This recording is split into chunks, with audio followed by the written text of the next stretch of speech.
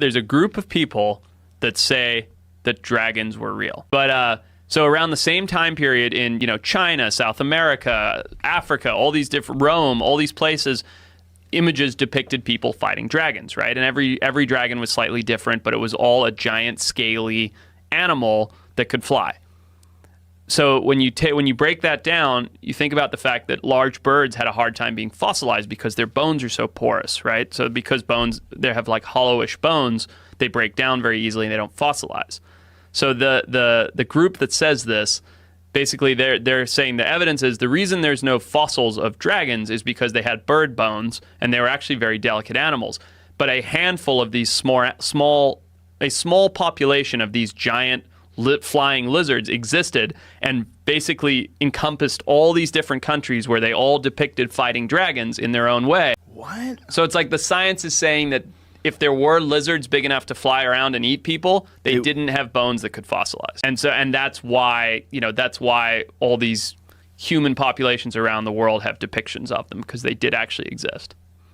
Now, are there any stories of dragons written in the times of people that they actually had the written word, or is it just depictions? I don't know. Not my field. That would be interesting, because are these depictions ancient accounts told by generation after generation, passed down? I think so. I don't know. I don't know anything about dragons or whether it's real, but I think it's interesting to think, oh, well, the science supports that if there were flying lizards, their bones wouldn't have fossilized, and these have been passed down, stories that have been exaggerated and passed down from generation to generation. And some of them breathe fire, but some of them don't, depending upon which culture it was significant to. I wonder what the fire is supposed to represent. Or they're just people are full of shit. Probably that one. Yeah, it's probably made it sound even cooler. Yeah, exactly. Right? Not only did I kill him, he was trying to burn me.